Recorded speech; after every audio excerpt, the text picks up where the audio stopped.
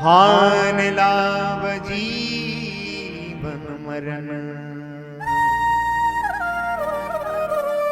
Yes अपयस विधि हाथ।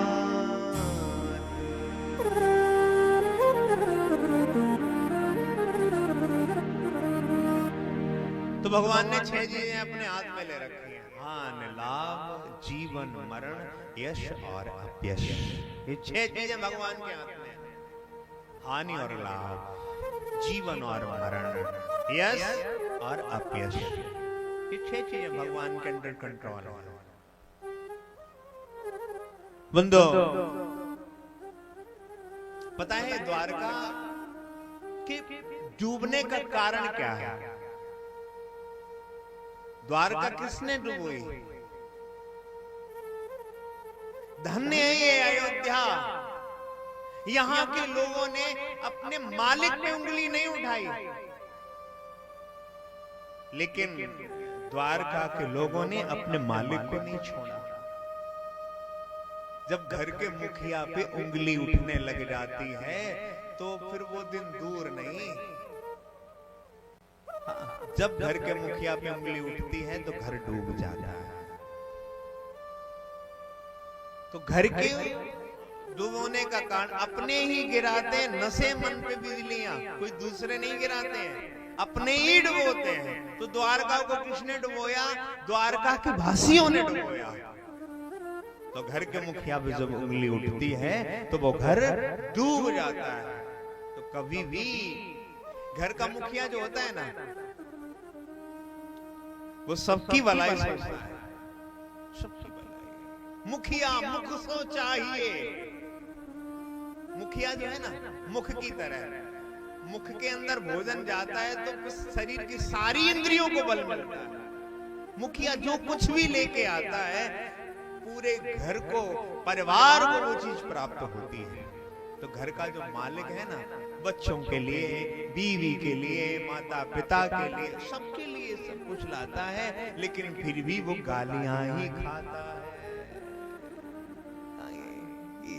ये समाज है।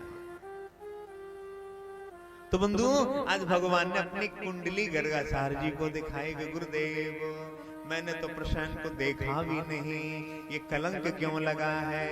तो गर्गाचार्य जी ने कुंडली देख करके कहा कि कृष्ण, बचपन में गणेश चतुर्थी वाले दिन चंद्रमा की छाया गाय के खुर में जो जल भरा हुआ था, यानी कहीं गड्ढा हो जाए, जैसे गीली जमीन हो, उसमें गाय खड़ी हो जाए तो गड्ढा हो जाएगा, फिर उसमें जल भर जाए, चंद्रमा की छाया पड़े, का उस छाया का दर्शन आपने किया, तो इसीलिए आपको कलंक लगा है, झूठा कलंक। तो एक चंद्रमा वो होता है, कौन सा? चौथ। कौन सी चौथ? करवा चौथ, कि अब तो निकर होना है। और एक चंद्रमा जो है भादों की गणेश चतुर्थी का, लोग उसको फूटी आंखों देखना पसंद नहीं करते हैं, क्योंकि ये कलंकित चंद्रमा है।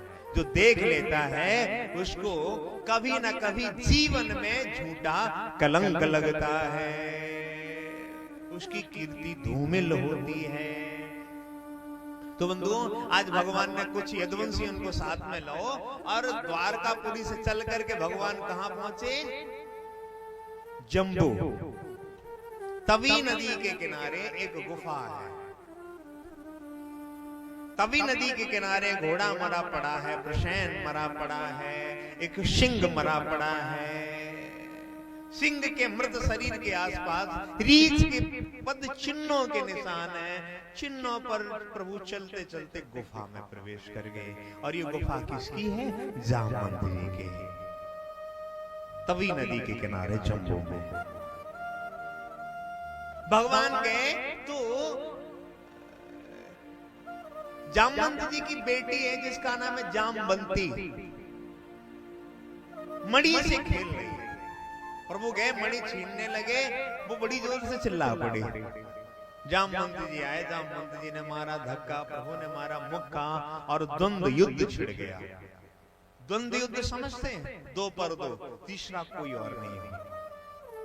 1 दिन 2 दिन 10 दिन 15 दिन जो यदुवंशी साथ में थे ना, वो गुफा के बाहर खड़े थे। उन सबन ने समझी कि कन्हैया अब रही ना है, दुनिया में है ही ना है। ब्रजवासियों को भरोसा था, लेकिन यदुवंशियों को भगवान पे भरोसा कभी नहीं हुआ। ये जो चंद्रमा सागर के अंदर रहा, तो चमकीली मछलियां यही समझती रही कि ये चंद्रमा की चमक नहीं, ये चमक मेरी है। अब वही चंद्रमा जब बाहर आ गया ना, आकाश में जब चमकता है ना, जब पूर्णमासी आती है, तो परिपूर्ण चंद्र, पूर्णमासी का पुष्कल चंद्र जब आकाश में उदित होता है, तो चमकीली मछलियां अभी उछल उछल के मिलने का प्रयास करती हैं और सागर में भी ज्वार भाटा है। जब व्यक्ति जीवन से चला जाता है ना, तब उसका एहसास होता है। जीते जी हम लोग उसको कभी वरीयता प्रदान नहीं करते हैं। जीते जी तो उसको 2 कौड़ी का मानते हैं, 2 कौड़ी का। ये दुनिया वाले जो है ना, जैसे परिवार के लोग हैं, पड़ोसी हैं, 2 कौड़ी का। आप कितने भी चाहे अंबानी के फूफा बन जाओ, जब आओ ना पड़ोसी अरे वो क्या 2 कौड़ी का आदमी है, यही कहेगा। कितने भी बड़े, कितने भी बड़े विद्वान बन जाए, जैसे हम ही कितने भी बड़े विद्वान बन जाए, जब घर में जाएंगे तो माँ बाप के सामने वही 2 कौड़ी है। बाहर के लिए महाराज फलाने ढिमका, लेकिन घर में 2 कौड़ी है। ऐसी घरवाली। आप डॉक्टर हो ना, तो आपकी उसको सर दर्द हो तो आपकी टेबलेट पे उसको भरोसा नहीं होगा, वो बगल से दूसरे के यहाँ से मंगाएंगे। आप तो कभी चाहे कितने बड़े आप MBBS डॉक्टर बन जाओ, आपकी डॉक्टरी पे उसको बिल्कुल भरोसा नहीं होगा, वो बाहर से मंगाएंगे। भरोसा ही नहीं लोगों को। तो बंधु, वो लोग वहां से चले आए और महाराज भगवान के अंतिम जो क्रियाएं होती है ना, वो वहां द्वारका में होने लगी। इधर 15 दिन 20 दिन 25 दिन 26 27 28वां दिन भगवान ने जामवंत को पकड़ा और पटका, नस नस ढीली हो गई। जामवंत जी ने भगवान के पैर पकड़ लिए कि मैं जान गया कि मेरे राघव आ गए। विचार करो, भक्त का मनोरथ पूर्ण करने के लिए भगवान ने अपने जीवन में कलंक लगा लिया, और हम लोग भगवान को कोसते हैं, खुद गलत काम करते हैं। देखिए, कर्म जो करोगे ना, उससे जो भाग्य बनेगा, कर्मों का पेमेंट होता है भाग्य। अच्छे कर्म करोगे तो आपका अच्छा भाग्य बनेगा, बुरे कर्म करोगे तो बुरे कर्मों का पेमेंट बुरा भाग्य। अरे भाग्य बदला जा सकता है, किसके द्वारा? कर्मों के द्वारा। भगवान ने कर्म करने के लिए हम लोगों को स्वतंत्र कर रखा है। अगर आपसे गलत कर्म हो गए हैं तो गलत भाग्य तैयार हो गया है, तो उसको अच्छे कर्मों के द्वारा उसको बदला जा सकता है। अब किया गलत खुद, और भगवान को कोस रहे, जब देखो तब जीवन में मेरे ही सामने दुख आए तो भगवान को गालियां देते हैं। भगवान कभी किसी का बुरा नहीं करते हैं। हलवाई